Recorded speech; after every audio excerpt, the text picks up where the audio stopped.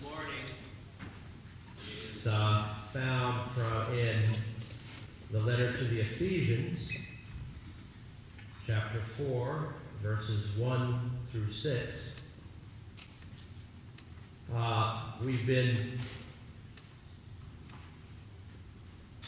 in the midst of a series of sermons called Big Questions, and I've been trying to wrestle with some of the questions that folks have provided for me. I asked folks to share with me, write down their biggest questions and about their faith and that sort of thing. And today I want to address a couple of questions that were raised about unity. And I think the questions that I received, as we'll discover in a little bit, relates to the whole question of unity as far as just in the world and in our country, because of course our world and our nation are very much divided, but also the divisions that we see within the church and within our own United Methodist Church. And how do we deal with these divisions? And are there things that we can do to heal or lessen these divisions and preserve what unity we have? And so here in Ephesians are some words about the unity that are very appropriate for us here on World Communion Sunday. Ephesians 4, as I said, 1 through 6. I urge you then, I who am a prisoner because I serve the Lord, live a life that measures up to the standard God set when he called you. Be always humble, gentle, and patient. Show your love by being tolerant with one another. Do your best to preserve the unity which the Spirit gives by means of the peace that binds you together. There is one body and one Spirit, just as there is one hope to which God has called you. There is one Lord, one faith, one baptism. There is one God and Father of all people, who is Lord of all, works through all, and is in all. May God add a blessing to the reading and the hearing of the word.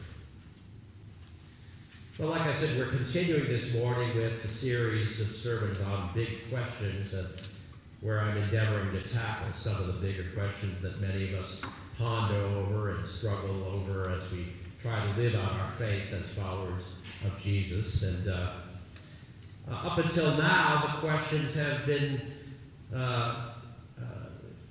related to some of the intellectual challenges that some of us deal with, like whether or not belief in God is plausible in our scientific age, or why God allows suffering, or how prayer works.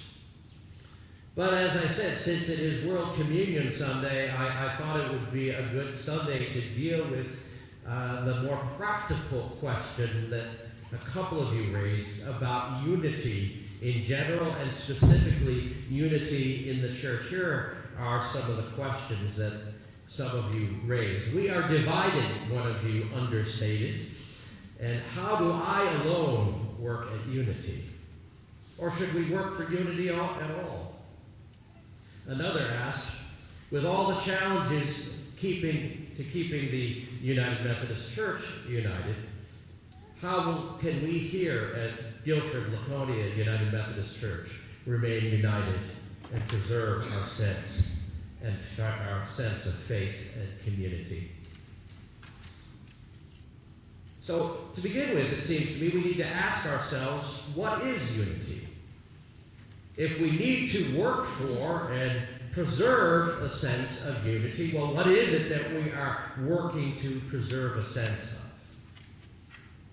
Well, I would suggest that by unity we mean a collective sense of identity and a shared sense of purpose, commitment, and values. And of course, unity is a good thing to try to maintain and preserve. It's also a very difficult thing to maintain and preserve, given us human beings that are being asked to try to preserve it. I'm reminded of the church that was celebrating their 50th anniversary, and they decided they were going to make T-shirts that celebrated this at 50 years of unity. And then they got into a tussle over the silliest thing. One group within the church thought that the that they should make these T-shirts out of a blend because that would wear better. But others said, oh no, the Bible says you can't mix two different fabrics, so we need to have cotton T-shirts. And eventually this just worked into a whole big split with two different groups, one with their blended T-shirts and the other with their cotton T-shirts, both saying 50 years of unity. It's hard, isn't it? And it's even harder when we're dealing with more important issues than T-shirts. I mean, we can get caught up in fighting over the silliest things in the world. But when it really gets to be important, where we really have basic disagreements about what it means to believe in and follow Jesus, and where we feel on one side that these others on the other side are doing things that are destructive and harmful to people and against the Spirit of Jesus, and those folks on that side are saying the same thing. It really matters, doesn't it? We believe what we believe because we believe it. Right? Does that make sense? And so we care about what we believe. We've thought about it. We've read. We've prayed. We've come to our understandings through hard work. Well, I hope so at least. And so when we see somebody coming to a very different perspective and we feel like there's a lot at stake, well, of course it's hard to maintain unity. But what we also see is in this time and space, the divisions becoming starker and more bitter and more deep and profound and potentially lasting. And that's new as far as I'm concerned. I mean, we've always had disagreements, but never, in my experience at least, in my nearly 60 years, have I seen such profound and deep and rancorous divisions as we see now in both our nation and in our world. And so we do want to see if there are some things that we can do to heal those divisions. And so our passage from Ephesians gives us a few thoughts. First of all, it says that we are encouraged to do our best to preserve unity. Now, when we say do our best at something, doesn't that indicate that sometimes we will fail? I mean, if it's a slam dunk, you don't need to do your best. When I say to my son or my daughter, well, all we expect of you is to do your best in school. And if you get a C, well, okay, as long as you've done your best, then, we'll accept that. If you get an A, great. Well, so unity, it says to do our best to preserve unity. And it tells us that unity takes work. Unity takes maintenance. Unity isn't just simply all deciding together that we're going to sit around in a circle and sing Kumbaya. It's hard work. That word preserve is an interesting one, don't you think? To do our best to preserve unity. When I think of something that needs to be preserved, I think of something that's vulnerable to spoiling or decay unless steps are taken to stop that process. Things that need to be preserved are things that are at risk, that are on shaky ground otherwise, right? In other words, unity is not an easy thing to keep going. It's fairly easy to start out unified, but much harder to maintain it over the long haul. And then our lesson from Ephesians invites us to move into a different kind of conversation than we often experience now. It invites us specifically to always be humble and gentle and patient. Have you heard a lot of conversations lately that are characterized by humility and humbleness, or humility and gentleness and patience? I haven't. And boy, do I need to be reminded of this, and I suspect I am alone. And in fact, this description of this call to always be humble and gentle and patient is a wonderful description of what it means to actually listen to each other and to have a civil conversation. As he says, the first goal is to enter into conversation with humility, not assuming that we are better or smarter than the other person. And in fact, being open to the possibility that, gosh, we might just learn from another person with whom we profoundly disagree. And second, we try to be gentle in how we express our opinions and how we react to the opinions and thoughts of another person, even if, again, we disagree with them. And finally, we try to be patient as we open up space for the other person to share their perspectives, which can be summed up, it seems to me, in that beautiful phrase from the prayer of St. Francis, which reads, "O divine Master, grant that I may seek not so much to be understood as to understand."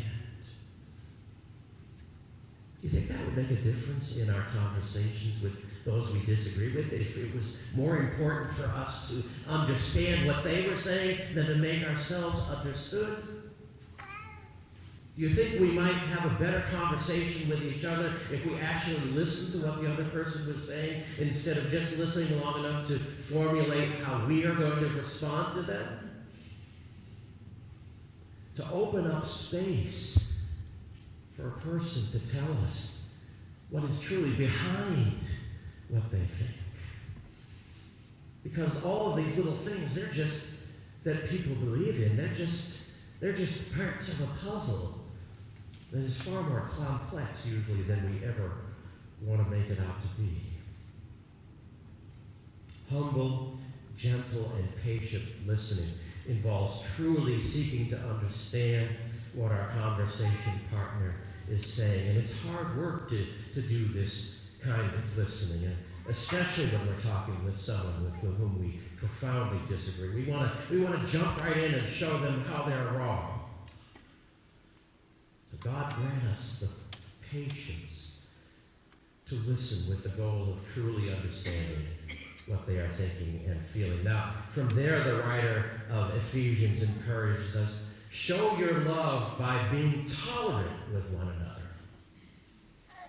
Now, that's a word that nowadays, some of us, that word tolerance just makes us, puts our teeth on edge. We hear a lot of talk about tolerance, but it's still a good value, friends, in its best form. A lot of us have family members we have learned to tolerate because, well, we're family, right? Weird Uncle George or Dottie, old Aunt Sally. We make room for their eccentricities. We overlook their faults. We listen to the stories they've told us 20 times already. We do this because they're family, because we love them. Now, when someone exhibits behavior that hurts someone else or believes and advocates for things that we believe in our hearts are destructive, being tolerant with that person becomes far more challenging, doesn't it? And I'm not trying to say that we should tolerate all behavior because we can't. But we can tolerate people, and there's a difference. But even so, it's very hard to do, and in some cases it is necessary to take action to prevent harm from being done to another person. But what we need to avoid is the common tendency that we see so many places these days to demonize and dehumanize those whose beliefs run counter to our convictions. And we can do this. I'm going to suggest a couple of ways that we can begin to move away from the demonizing and the demon-humanizing. We can do this by first trying to operate on some basic assumptions about the humanity of the other. First, we can do our best to assume that this person is just like us in that they are human beings who are doing their best to figure out this crazy world that we live in. They're just trying like you and me to read the signals and understand what's right and what's wrong and what works and what doesn't. They may be mistaken, but they are not malevolent. Their intentions are good. Because with the exception of sociopaths, that's pretty much how it works. We're all just trying to do our best. We may have distorted views of what is good and bad. We may have distorted views of what is right or wrong, but I don't know anybody who's plotting and sitting around plotting, well, how can I be more evil today? Do you? We're all trying to understand, and we need to give each other at least that much of a benefit of a doubt. Second, we need to work hard to imagine the most charitable way we can characterize what this person who we disagree with is saying. What are the legitimate issues and fears and concerns that they are responding to? Can I understand things that they are saying in a more positive light? This doesn't mean I have to agree with them or that I need to stop advocating for what I think is right or that a church, for example, can't make decisions about who they will welcome or who they won't. But it does stop us from turning others into caricatures or even worse, monsters. Finally, if all fails, we might want to simply try to see people as God sees them. And this is where Jesus is really helpful for us. See, one of the ways I love to think about Jesus is that Jesus in his life gives us the clearest picture of who God is, what the heart of God is like. And so by looking at Jesus and the way that he lived and the things that he said, I can get a picture of who God is. And if that's true, the picture that we get from Jesus about who God is God who is remarkably able to love everybody, even the most unlovable. Think about it. When Jesus is out teaching or a crowd is gathering around him, almost always he seems to make a beeline for the most despised person in that group. And it doesn't seem to matter who it is or how far out of the mainstream they are. There's no untouchables. There's no monsters. There's no subhuman people in Jesus' understanding of things. And so he would gather or reach out to tax collectors who ripped off their neighbors in collusion with the Roman government. He'd reach out to adulterers who had broken their marriage vows, to prostitutes who had sold themselves to the highest bidder, lepers who no one else would even think of touching. Jesus loved them all.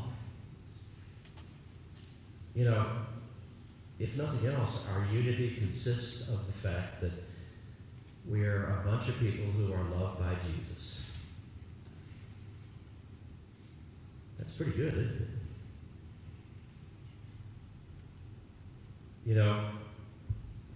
Since it is World Communion Sunday, we will be joining people all over the world around the Lord's table this morning. And across from us at the table, whether here or other parts of the world, there will be people at that table who are intolerable to us.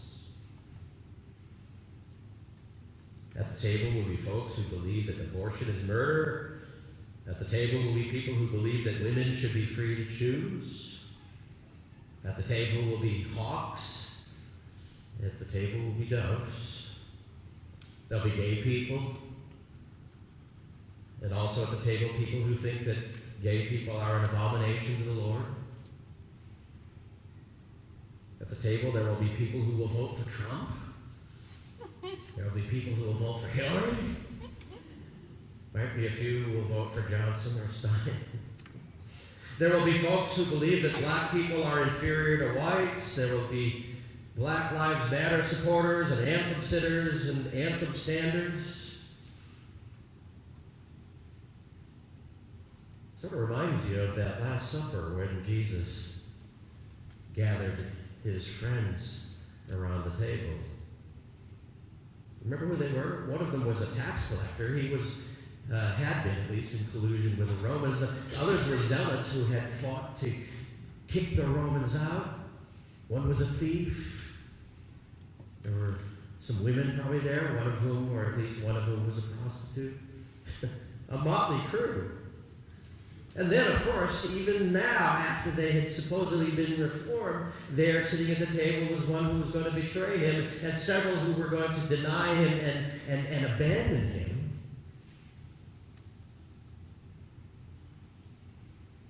I guess that shows us that even if we don't like it, and as hard as it is for us to understand it, that's the way it's supposed to be. Everyone's welcome. Because that's the nature of grace. See, if you can earn grace, it's not grace anymore. Everyone's welcome because God, not us, gets to decide. And God says, whosoever will, let them come. Ultimately, the question of how do we stay united, for us Christians at least, is a simple one. Around the table, of course. Amen.